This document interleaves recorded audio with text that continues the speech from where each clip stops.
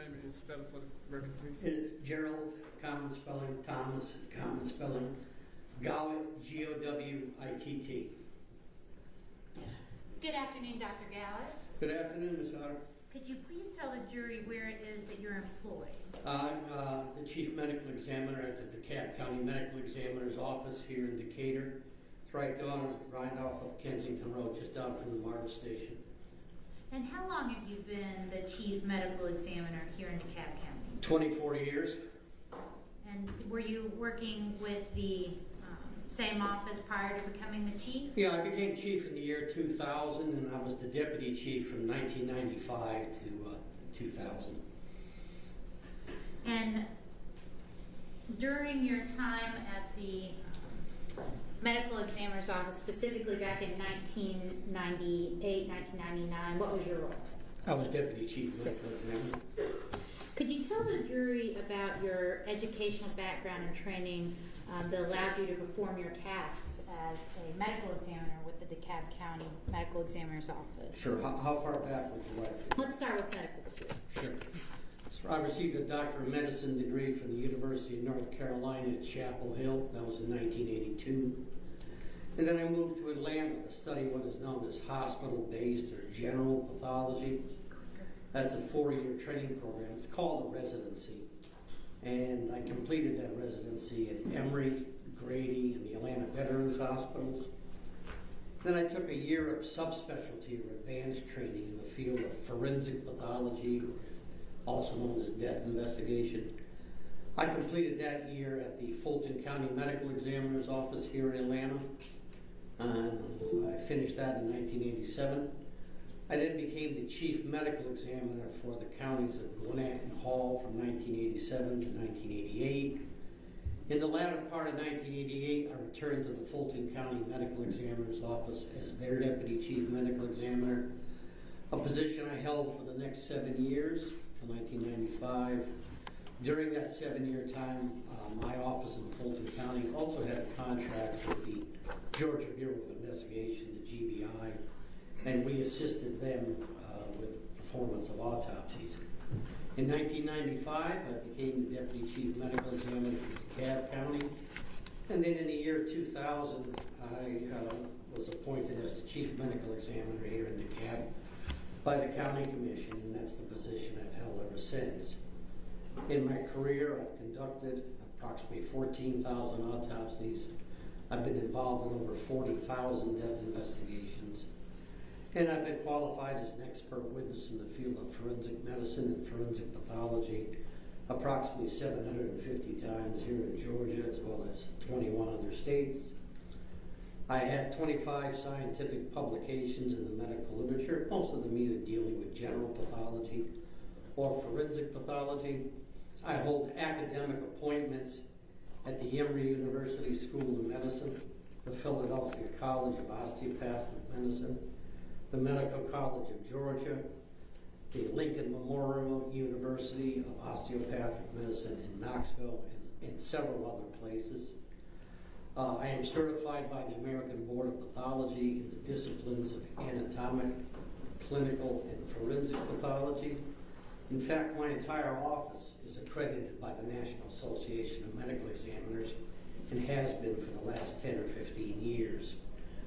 My office now has pathology residents and medical students that rotate routinely.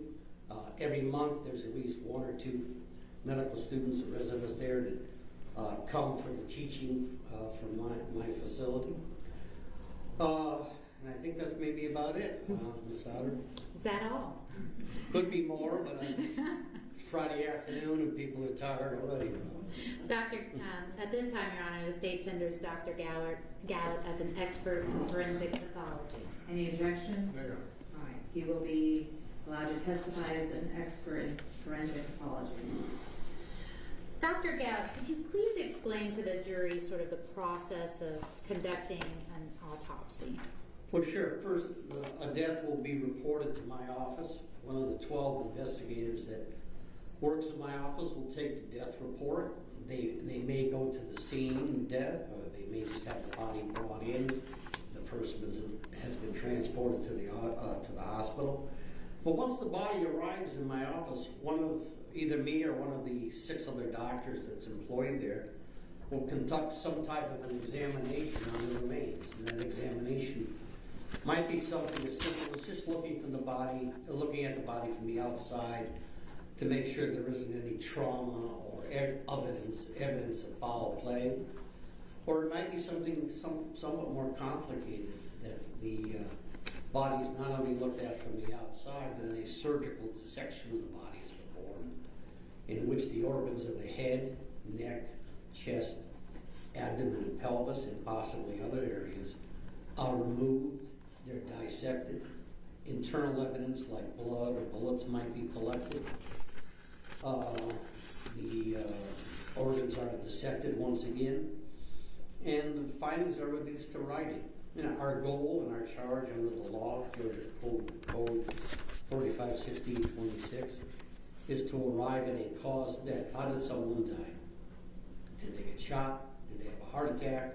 These are all medical opinions. And then we also offer opinions with respect to the manner of death. That is, was this an accidental death?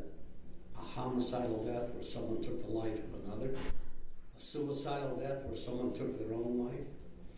A natural death, which is the vast majority of the deaths that we are involved in. And then sometimes an undetermined manner of death, and that we just didn't have enough information to make a ruling.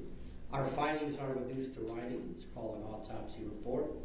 I'll sign a death certificate, or one of my other physicians will sign a death certificate, giving their opinions with respect to the cause and manner of death, and then these documents are filed with the appropriate county, city, and state agencies.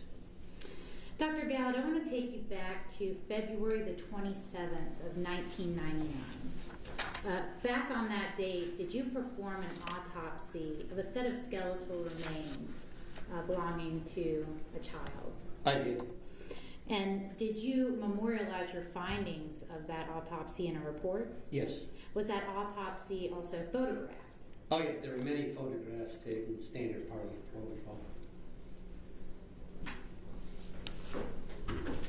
Showing you Exhibit 58, do you recognize the exhibit?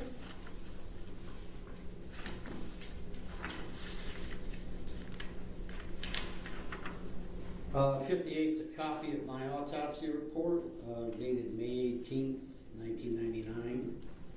And is it a true and correct copy of your report? It is. Your Honor, State tenders 58 into evidence. Any objection? No objection. Okay, 58 submitted.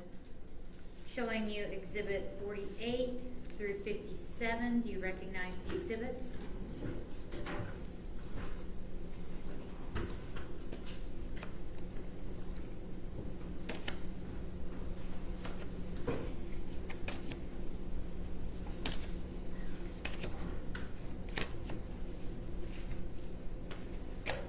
Yes, Counselor, 48 through 57 are various photographs taken during the time of the examination of the child.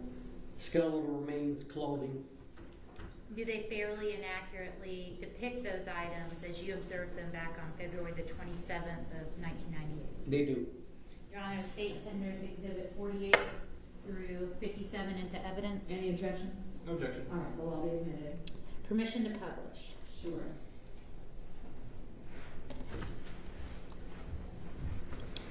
We're looking at Exhibit 49. What is the purpose of this photograph? Well, the purpose of any of the photographs is to memorialize or document what I see at the time of the examination. If there were future events that come about, such as the proceeding we're here today, or family conferences or meetings with law enforcement, you have to have a photographic documentation of what you saw at the time you examined the remains. So this is the first photograph, but that would be the purpose of all of the photographs that we showed today. And this is how the remains arrived and the condition Yeah, this you is found them in? the remains are laid out on a white sheet here, and what we're looking at is the lower half of the body. I know it's a little hard to see, but this is how he was clothed when we found him, at least the lower half of it. And then Exhibit 50, what are we looking at? Yeah, this is even moving farther down. This is his two lower legs from the knees down. You can see he had pants on and a pair of boots. Exhibit 48.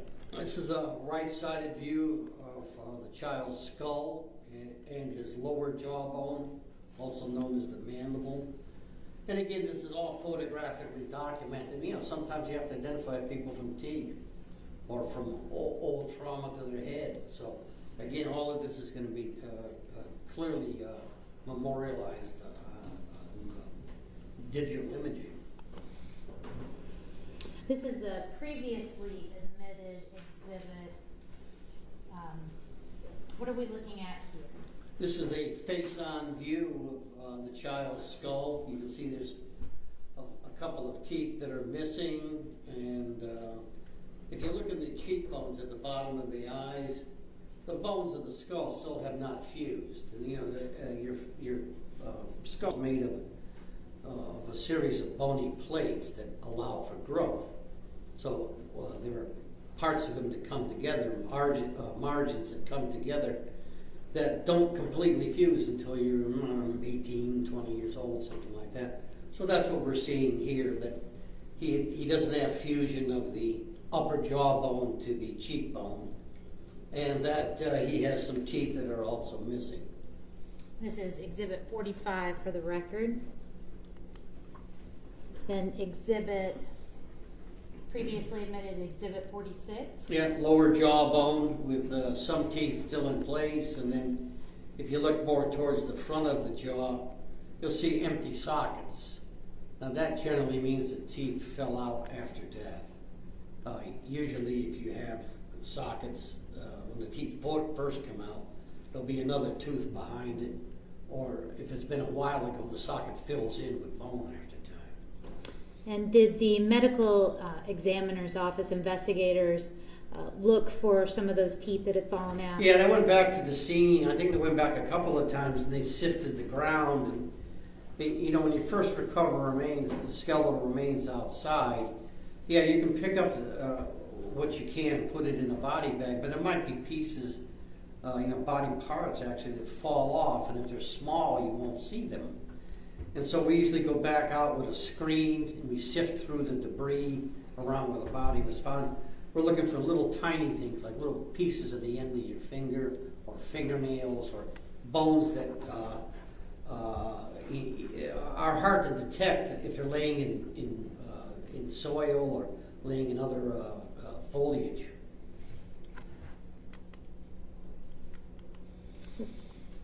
And what are we looking at here in 51? Yes, once we got all of the body parts to the child that we thought we were going to be able to retrieve, we laid them all out on one of our autopsy tables on a white sheet, and beginning on the right side of the photograph, in what I would call about the 3 o'clock position, if we look at this like a clock, there's the skull, there's his jawbone, there's his breastbone and the ribs that we could recover that were attached to it, his upper arms and his forearms, and then his pelvic bone is in the middle of the photograph in roughly about the 6 o'clock position. And then his thigh bones are the next thing that you see moving towards the 9 o'clock position. I think the thing that's important here is that from the top of his head all the way down to his knees, he's skeletonized. There's no organs, there's no real tissue attached to him. I mean, he's basically a skeleton. But below his knees, into his feet, he had tissue. There was muscle tissue and other tissues there as well. Yes, they were in a relatively advanced state of decomposition, but they probably got preserved because he had pants on and he had boots on, and so we did have something to. And here's the next photograph. In the 3 o'clock position, we're looking at his 2 thigh bones, and in the 9 o'clock position, we're looking at his 2 lower legs. So what we had here is, yes, a largely skeletonized body, but there was still something we could work with in the lower legs, let's say, below the knees. Was most of the skeleton recovered? Yeah, the vast majority of it was recovered. And in most remains that are outside where they've had a chance to become skeletonized, It's not only challenging, it's almost impossible to recover every bone, or every fingernail, or every piece of the remains. Were you able to make any determinations about the age of this? Many people have looked at him with respect to age, and about the best that we could come up with, but he was somewhere between 5 and 7 years old. Were you able to identify any evidence of trauma to the skeleton? Yeah, on the right side of his face, what we call the cheekbone, there's a bone that kind of spans from the eye socket to the side of the cheek. That bone was broken.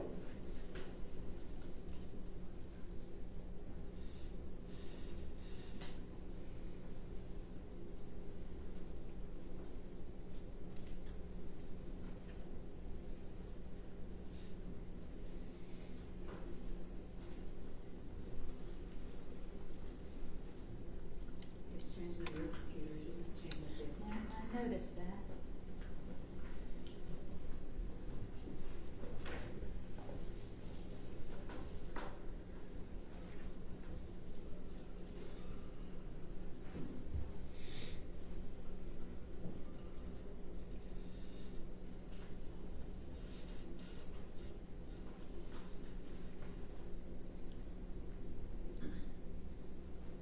Let me try it again. Okay, here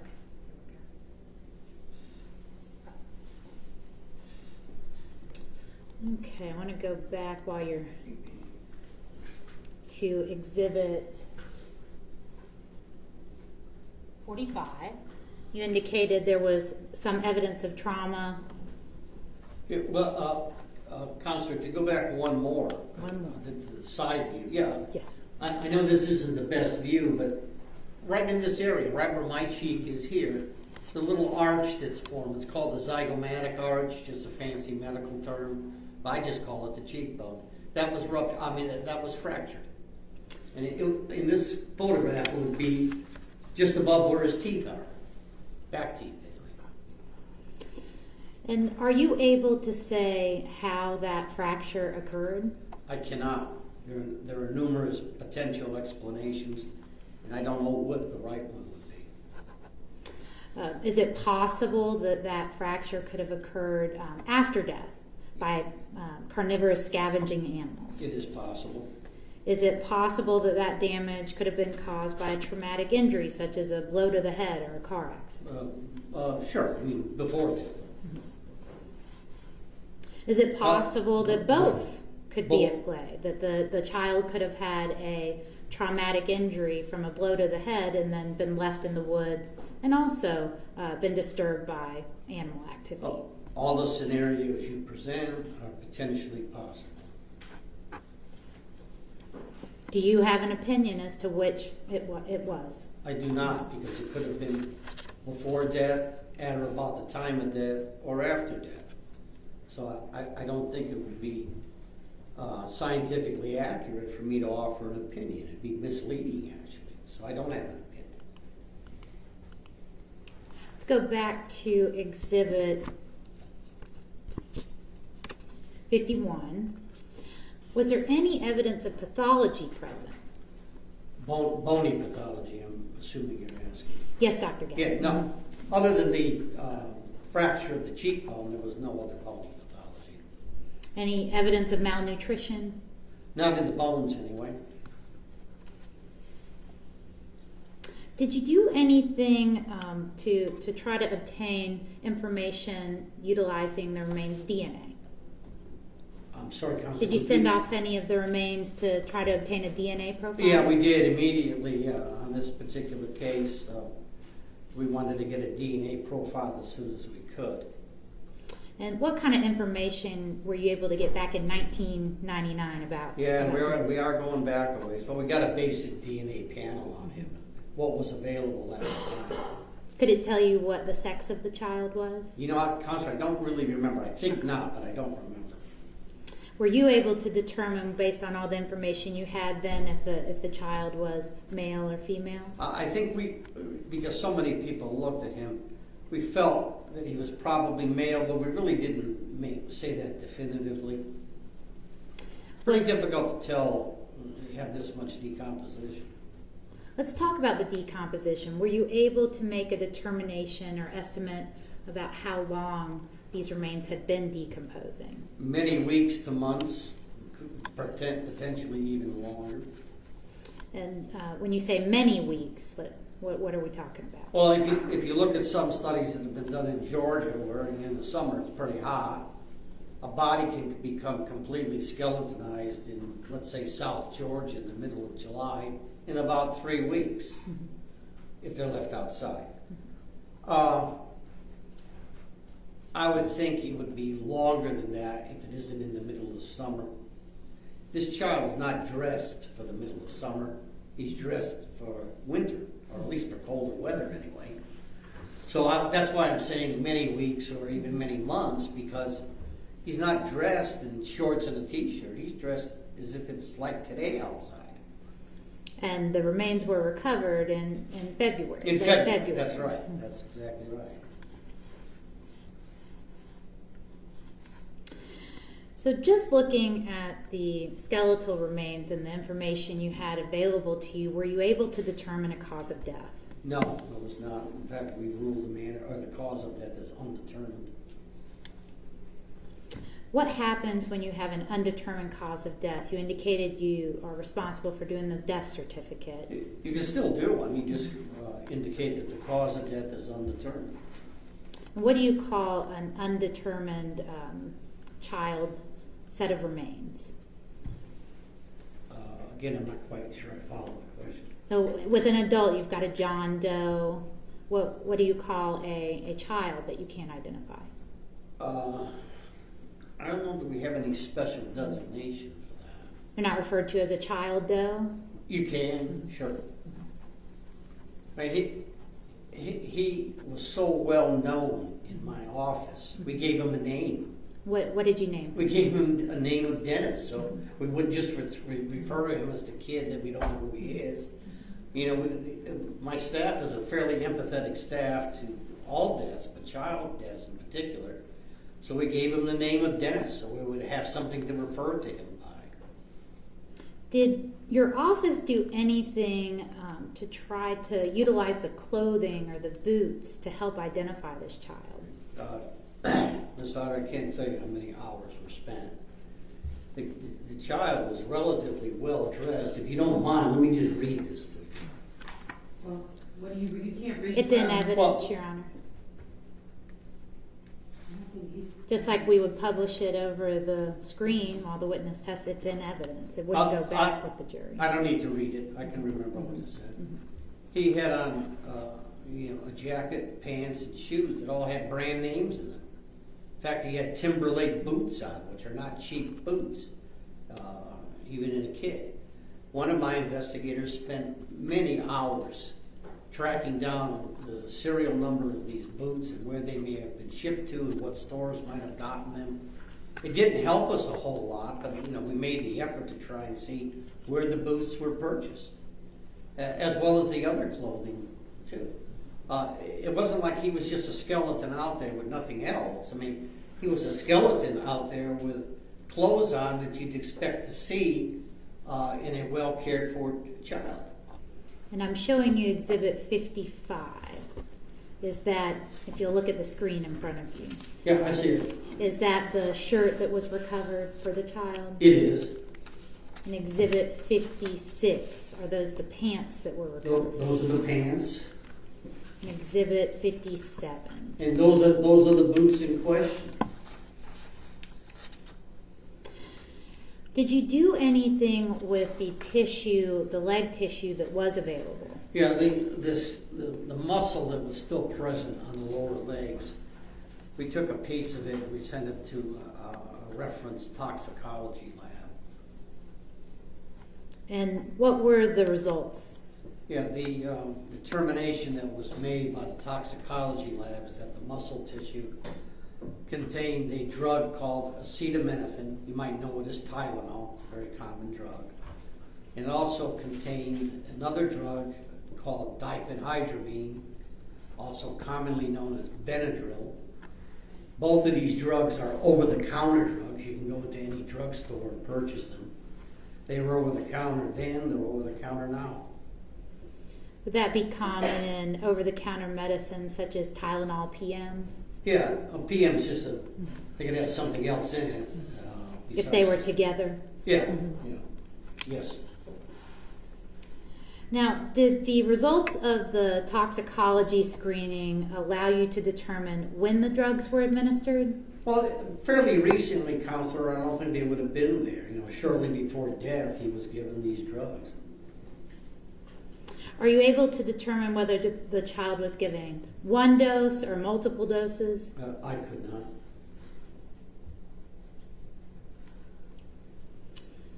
So you've evaluated the clothing, you've evaluated the skeletal remains, you've sent the tissue off that you can, you've reached out to anthropologists and other experts.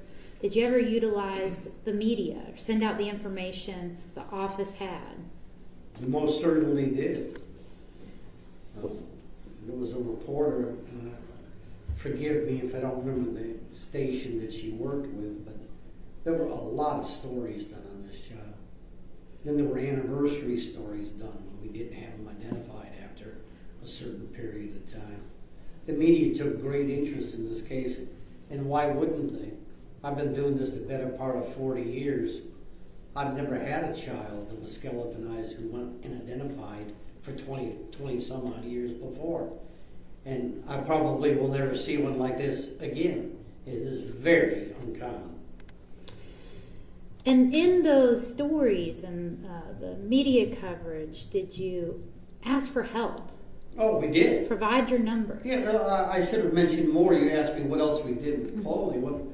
We went to the school system and tried to see if any school kids had not showed up that had been there the year before, hoping that he had been enrolled in a school that might say, well, geez, this child was here last year and he didn't appear this year. So yeah, we did. When we run out of science, we try to do some other things, and the media was one of them. Were tips coming in? All the time. And did any of them pan out? Well, not until recently. I probably said for 20 years in my office, one day I'm going to be sitting at my desk and somebody's going to walk through the front door of our building and solve this whole thing for me. It was like, today is going to be the day, but today never really became the day. It was much more legwork and science work that got it done. But I always held out hope that a kid 5 to 7 years old, somebody knows him.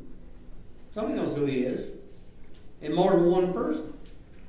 And that one or more people will come forward one day and help us solve this mystery. I've said this to many people. As soon as this child's identified, I can probably retire. That did happen, but I did retire. Did your office attempt to have clay reconstructions of what the child would look like, artistic renderings done? When we first did, we asked a reconstruction artist. I forget exactly where he was from because it was a while ago, but it was the Midwest someplace. He flew out to our office and he did a clay reconstruction of the child. That was published in the media. It was published on our site as well. And we've had pictures of this child up for years on our website. I want to go back to the drugs that were found in Williams by these over-the-counter drugs. Acetaminophen, Tylenol. If it's administered incorrectly, can it be toxic? Sure, any drug can. What can happen if a person is exposed to toxic amounts of acetaminophen? Yeah, let's just take toxic levels of drugs in general. There's certain common things that happen. First of all, you feel terrible. You're probably going to be nauseous. You're probably going to have some degree of vomiting. You're not going to want to eat. You're going to want to lay around because you're tired, you're lethargic, you're drowsy. And the main problem with too much acetaminophen and too much Tylenol is it's toxic to one organ out of proportion to the rest of the organs. It's toxic to the liver. So if you're given too much Tylenol over a certain period of time, and I don't know what that period of time is because it depends on how much you're given, you're going to develop liver problems. And when you develop liver problems, you're really going to feel sick. You may turn yellow. You may have itching. You may have a lot of nausea and vomiting at that point. Is it possible that it could result in death? Oh, sure. We see a number of Tylenol suicides.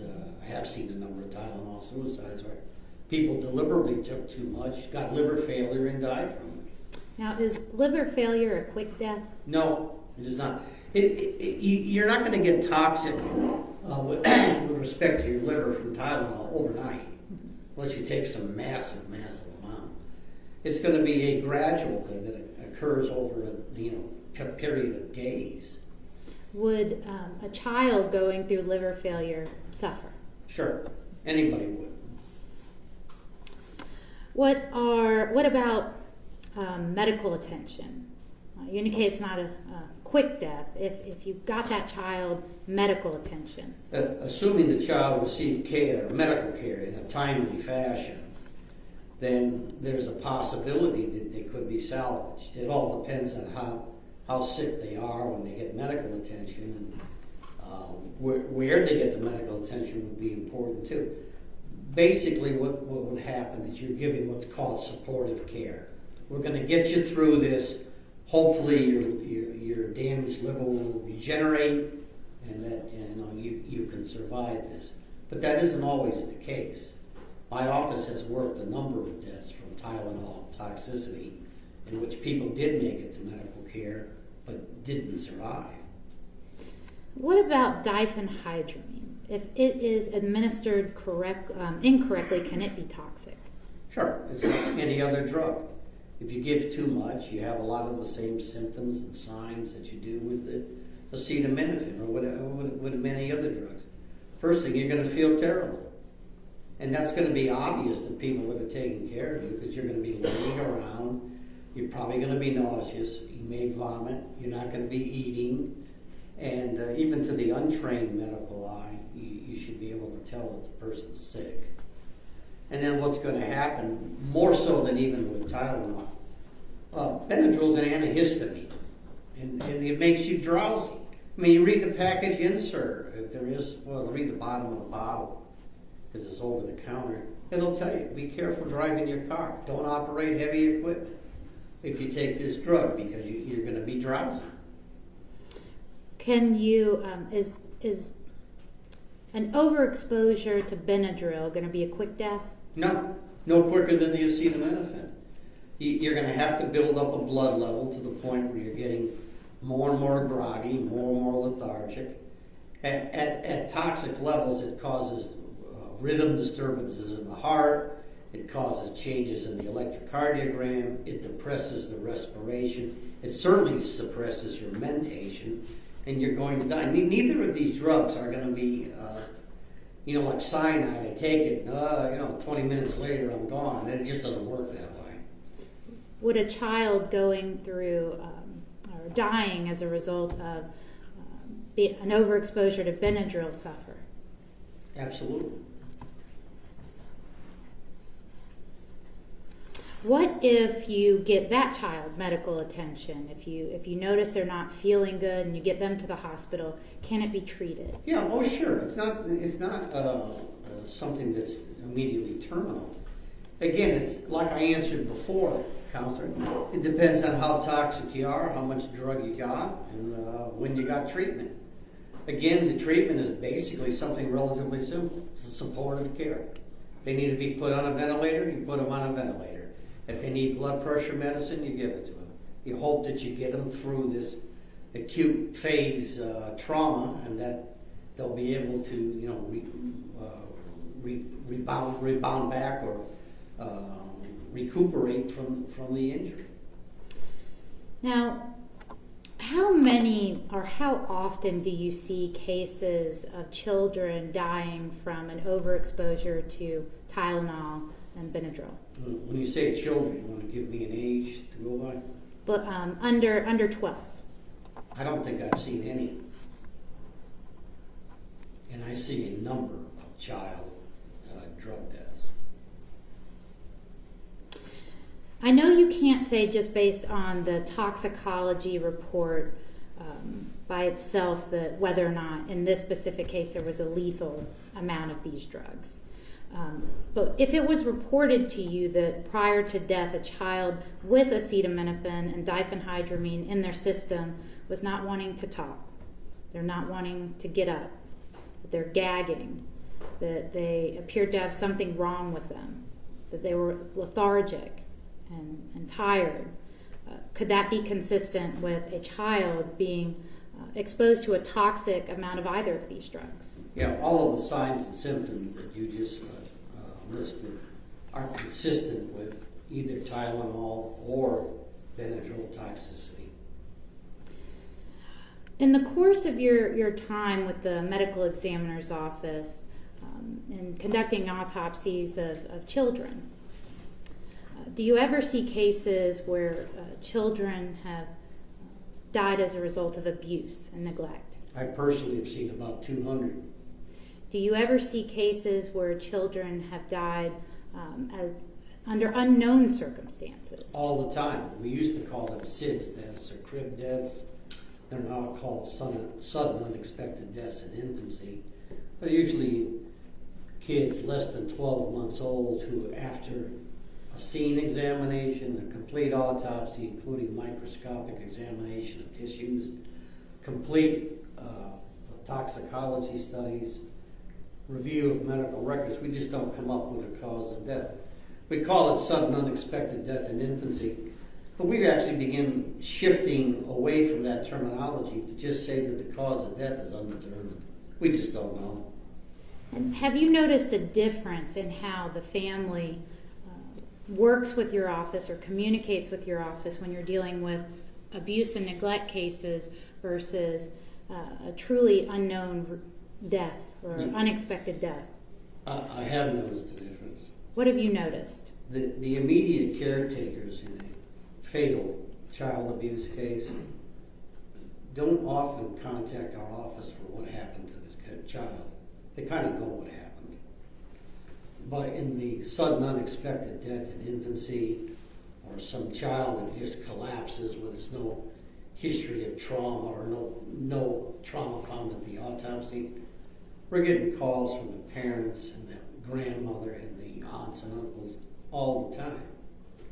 So there is a distinct difference, and it isn't universal, but I'm more likely to get calls on sudden unexpected infant deaths, or the kid that collapses on the playground that had undiagnosed congenital heart disease, or the kid that was diabetic that nobody knew about it, than I am to get calls on the child that was fatally abused.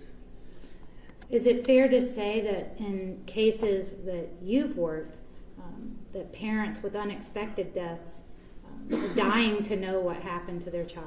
Yeah, for lack of a better term, they're very anxious about what happened to their child. Thank you, Dr. Gallo.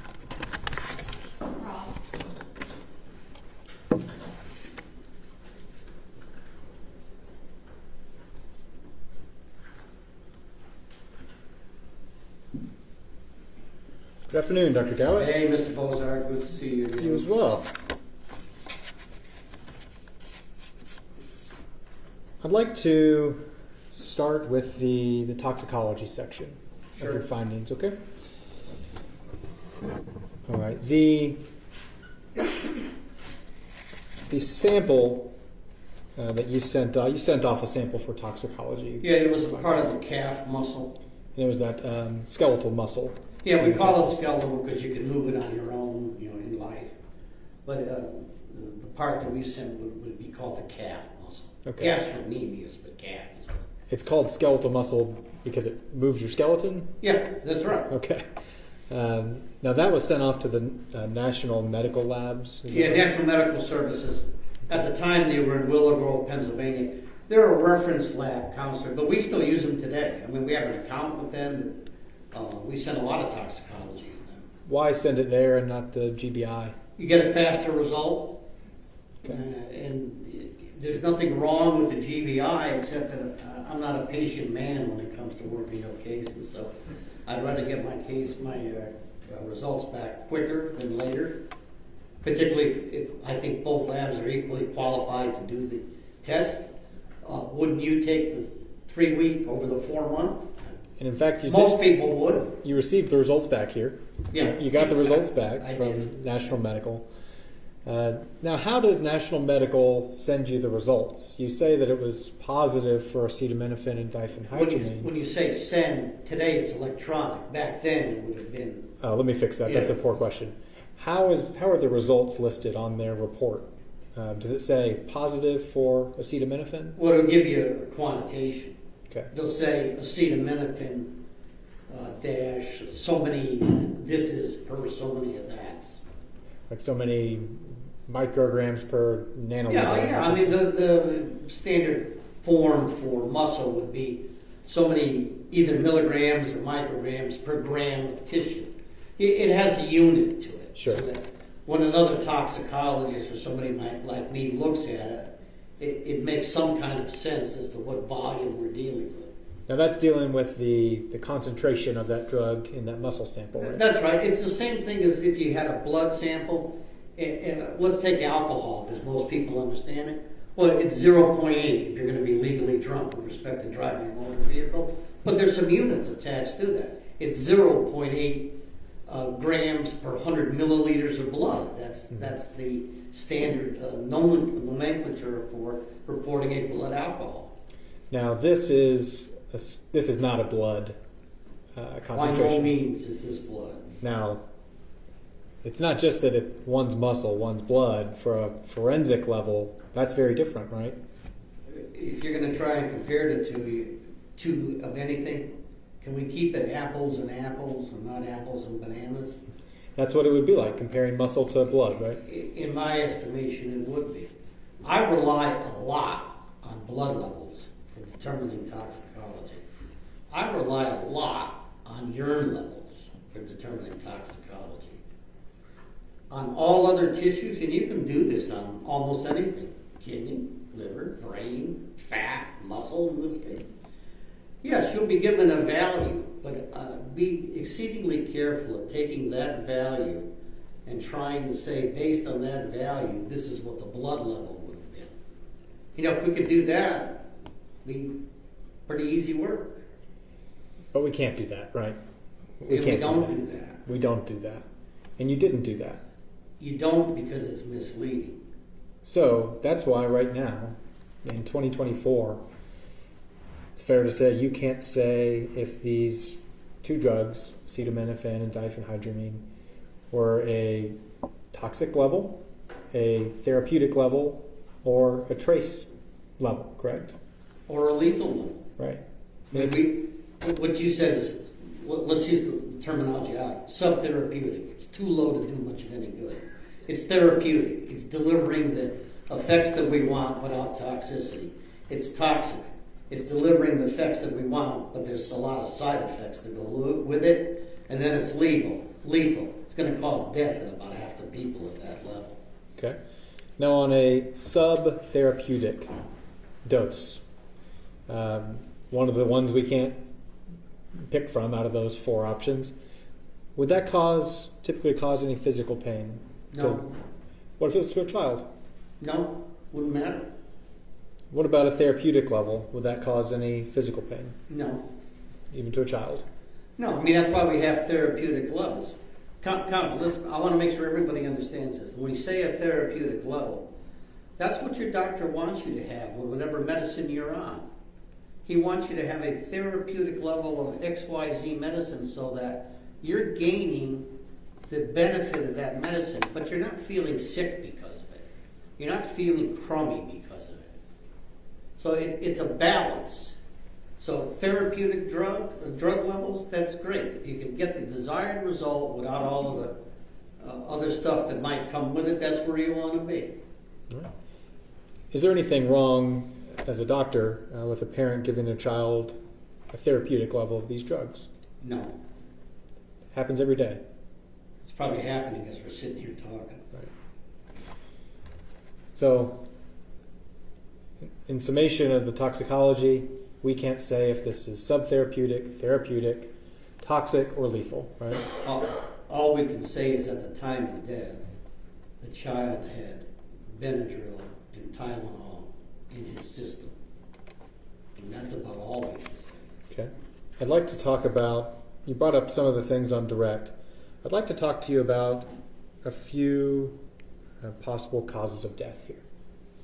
Now first, before we start that, the state asked you if there was any bony pathology noted.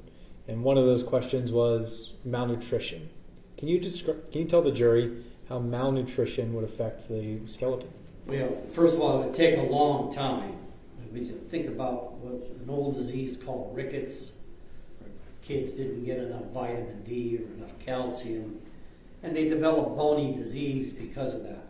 You know, Counselor, I can't remember the last time I saw that. You know, in today's society, probably there's a lot of people that are malnourished, a lot of kids too. But to get to the point where you actually have bony disease from that, you have to go pretty far.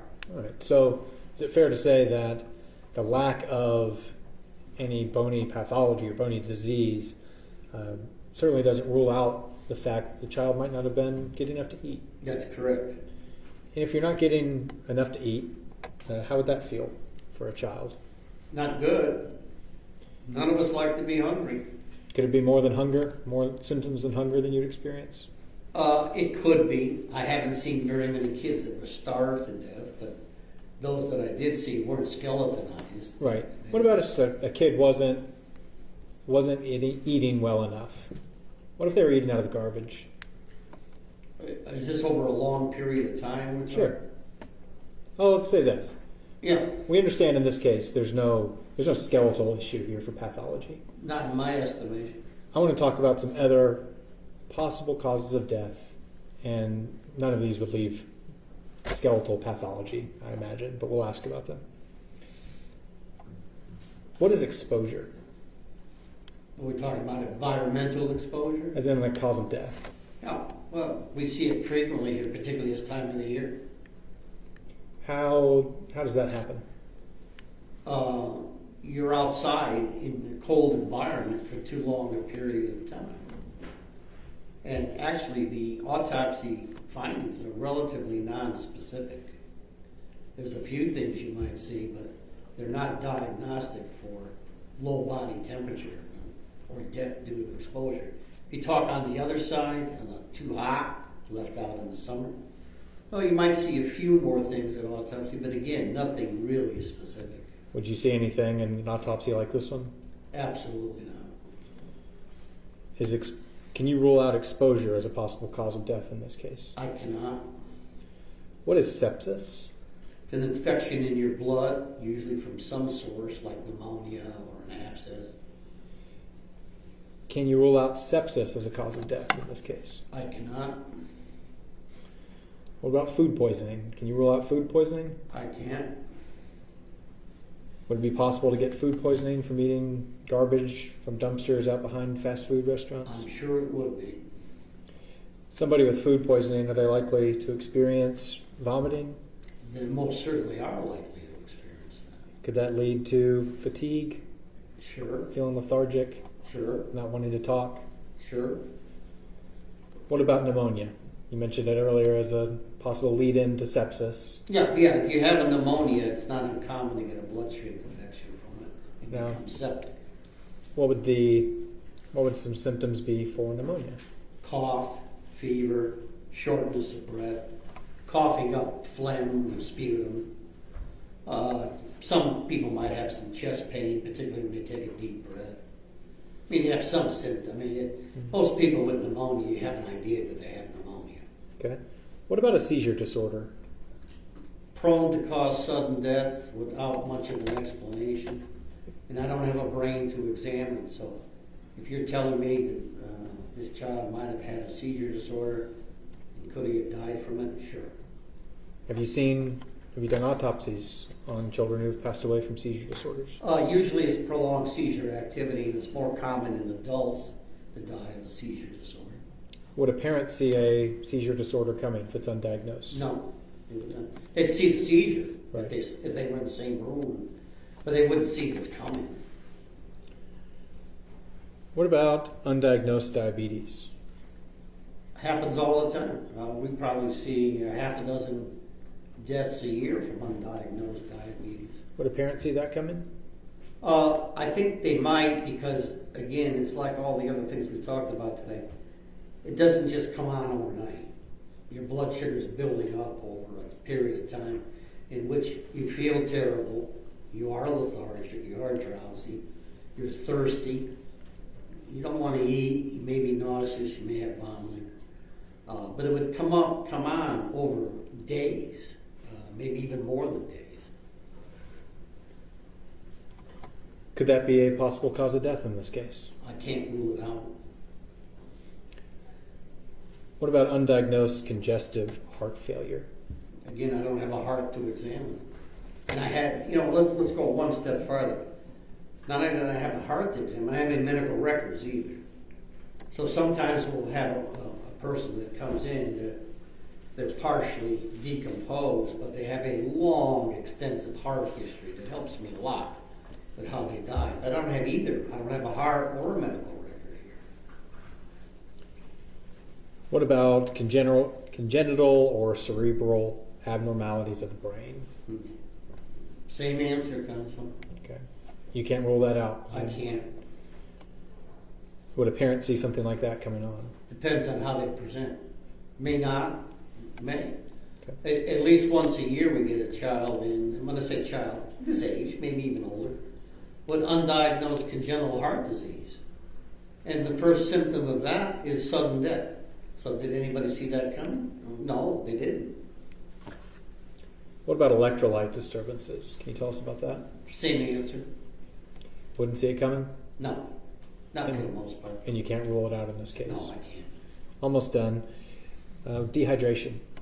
Well, it would go right along with electrolyte imbalance. It depends on how you got dehydrated and how long it took you. Again, dehydration doesn't develop overnight either. It's usually a gradual process. Any others you can think of come to mind that you see? Well, we could sit here probably till closing time today. We're not doing that. My point. I mean, I can tell you a legion of traumatic deaths this kid could have. Sure. And other naturals that you have not brought up that are still there.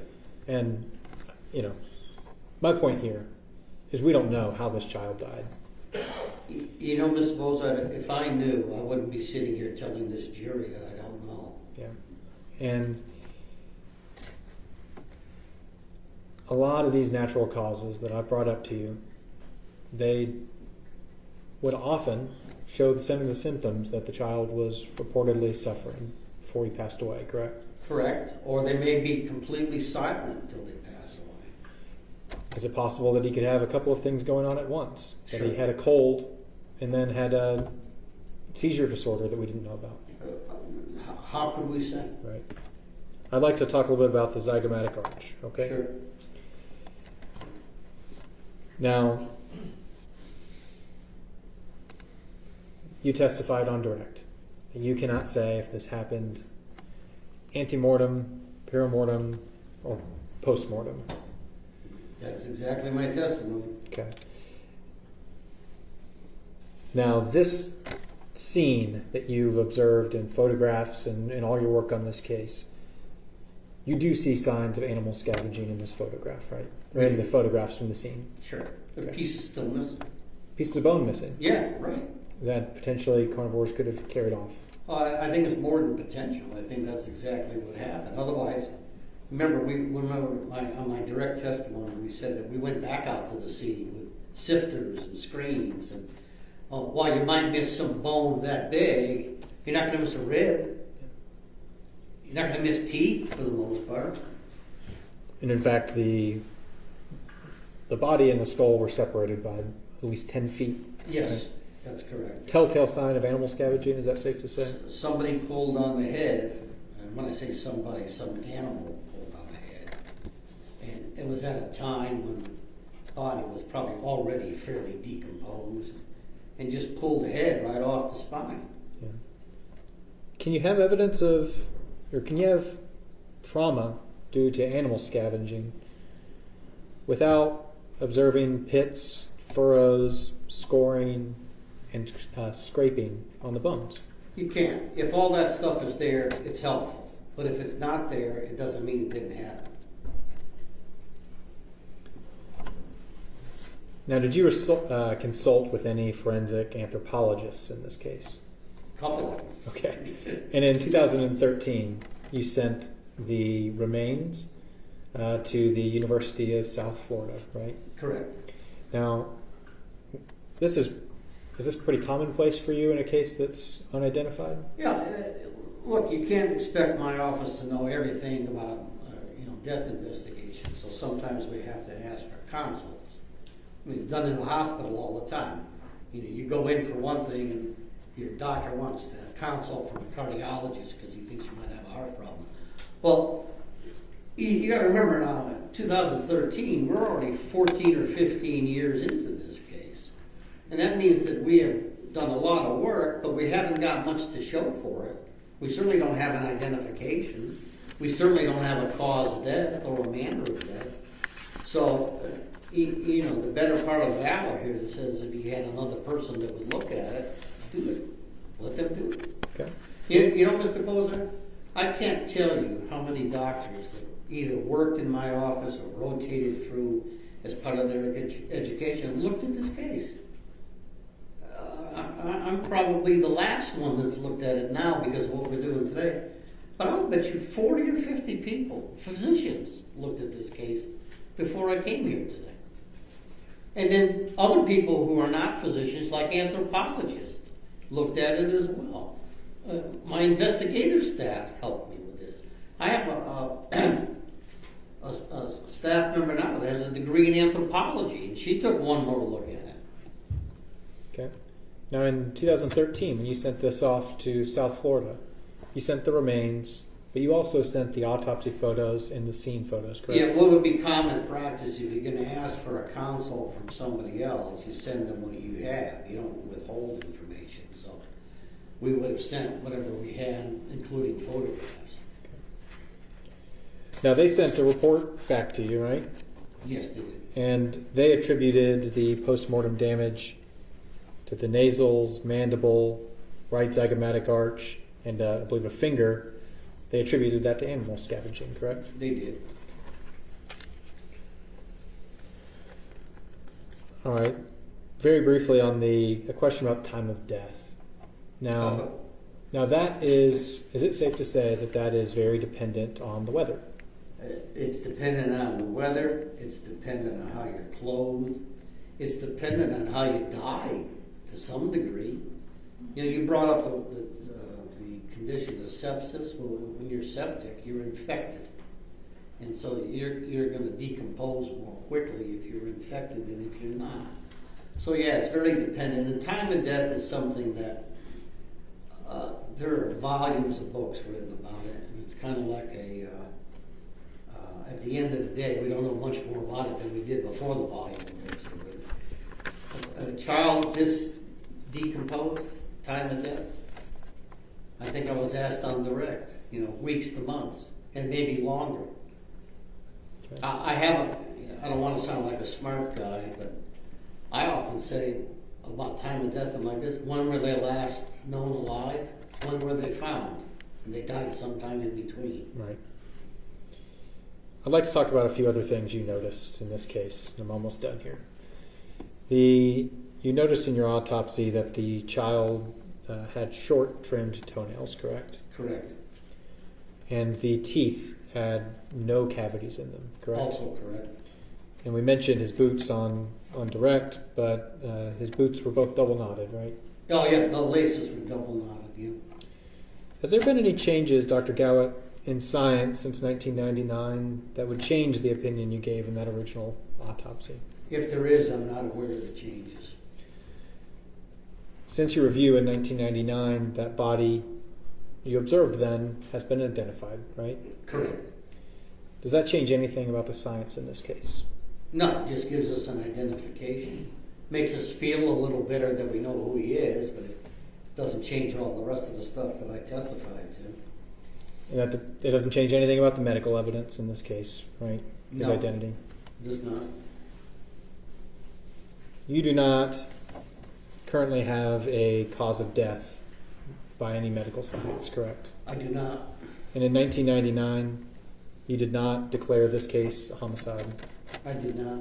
And in 2024, you do not declare this case a homicide. I still don't. Thank you. Any redirect?